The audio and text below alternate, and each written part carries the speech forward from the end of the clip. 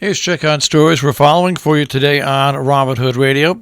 Information from Superintendent Elisa Carter of Region 1 indicates some more COVID cases in Sharon Center School at HVRHS. A family member at Sharon Center School, a staff member, has tested positive for coronavirus COVID-19. That individual has never been in the building and has no contact with any other staff member or any students. The staff member has not been in the building since January 20th and will remain at home in isolation quarantine according to preferred CDC protocol. Because the individual has not been in the building, there's been no close contact within 6 feet or 15 minutes or longer over a 24-hour period with students or staff at the school, so there's no need to close classrooms at this time. At Housatonic, the student in cohort C, who they wrote about January 16th as being presumed positive, did receive a positive test result. All cohort C students and staff members who've been in close contact with the student have been contacted and will remain in quarantine according to CDC preferred protocol. A staff member who was in close contact with the student in cohort C has received positive test results. That individual has had no contact with other staff or students since January 16th and will isolate per the preferred CDC protocol. In Hillsdale, an investigation that lasted nearly a year into a robbery and assault that took place in February of 2020 has led to the arrest of 4 people, all 4 charged with first-degree robbery, Class B felony, second-degree assault, a Class D felony, fourth-degree conspiracy, a Class E felony. Shane Bradway, 20 of Copake, turned himself into the sheriff's office with his attorney, arraigned in town court before the judge, was held on $2,000 bail, later released after posting that bail. Zachary Willis, 23, Craryville, turned himself into police with his attorney. He was arraigned in court and held on $15,000 bail. He was later released after posting bail. An unidentified male from Copake, who was 17 when the incident took place, turned himself in at the sheriff's office. He was issued an appearance ticket to Columbia County Youth Court. And an unidentified female from Palinville, who was also 17 when the alleged incident occurred, turned herself in with her attorney at the sheriff's office. She was also issued an appearance ticket to Columbia County Youth Court. The case was first reported to the Columbia County Sheriff's Office in February of 2020. State lawmakers in Connecticut are going to consider expanding workers' compensation to include coronavirus disease as a work-related illness. The Labor and Public Employees Committee voted to draft legislation yesterday to provide COVID-19 relief that will propose the expansion of workers' compensation coverage. The contemplated legislation will also cover other pandemic-related subjects as hazard pay, worker safety, health care, personal protective equipment, according to Representative Robin Porter of New Haven and Senator Julie Kushner of Danbury, the House and Senate co-chairwoman of the Labor Conference.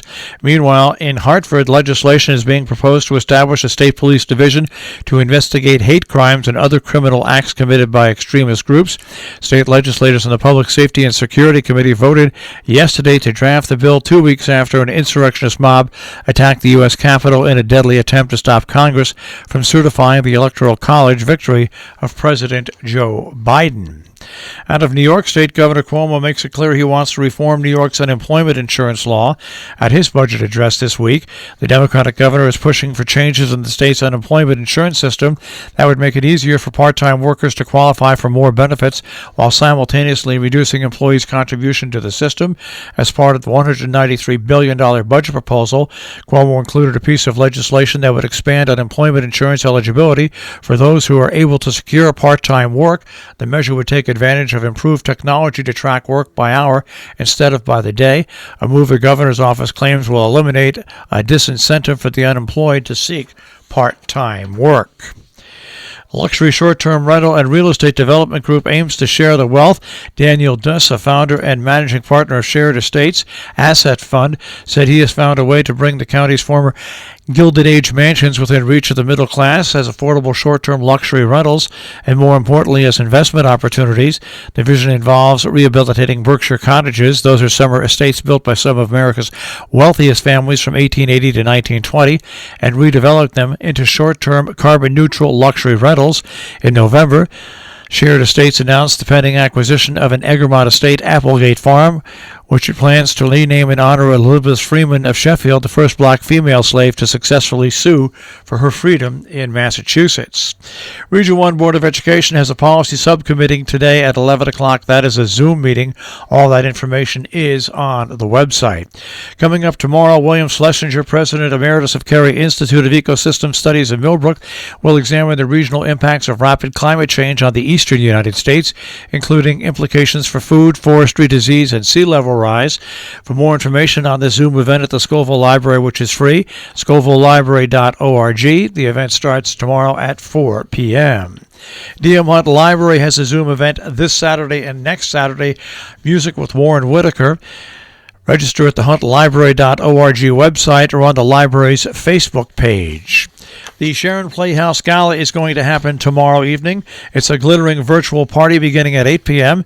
The celebration of the past, present, and future of the Playhouse. Exciting celebrity performances and appearances.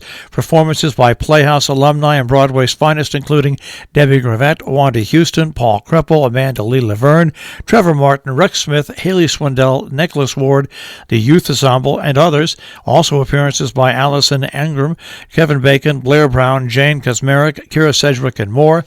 Ticket donation for this event, $25 per household.